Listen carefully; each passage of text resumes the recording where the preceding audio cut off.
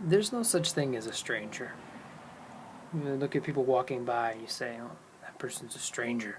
I'm not going to talk to them. I don't, have anything to do with them. But you never know. That person could be the person, working a job that makes sure your lights stay on, or water comes to your house, or writes something in the newspaper that shows up on your desk, or organizes the food that gets delivered to your door, or delivered to your grocery, or helps design something that's made that goes in your home. Maybe this camera I'm talking into was thought up by some person I run into at the airport. The fact is that each person you pass, somehow, somewhere down the chain, has affected you, is touched into your life. And it might only be a little tiny bit, but they're not separate from you in that. Because you are a set of cause and conditions. A whole bunch of causes has made you, all the cells in your body to align the way they are, all the thoughts that come out of your mind, all of the experiences you have are based on cause and effect. And then all the conditions that come together to make now. And other people are a part of that.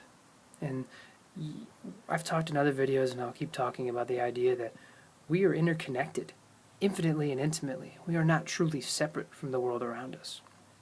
So even that person that's casually walking past you, you're sharing a similar realm of experience and existence. You'll hear roughly the same sounds, see the same colors, share the same space in physical reality, in this 3D projection in our minds.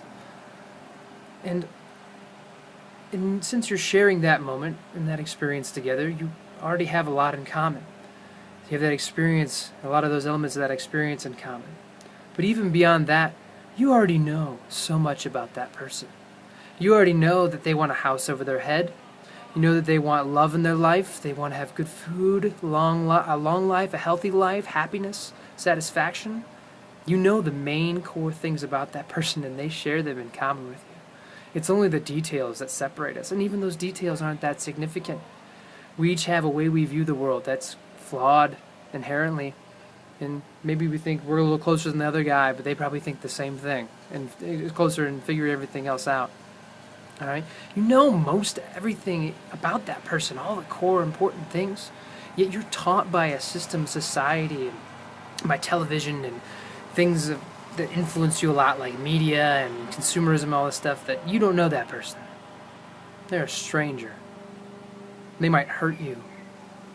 They are probably bad or don't care about you. The chances are increasing all the time that that person does care about you, because more and more people are coming into their own awakening and realizing their connections to other people. So when you look at another person you pass in the street, or somebody you sit next to in the bus, or just run into in the supermarket, don't think of them as a stranger.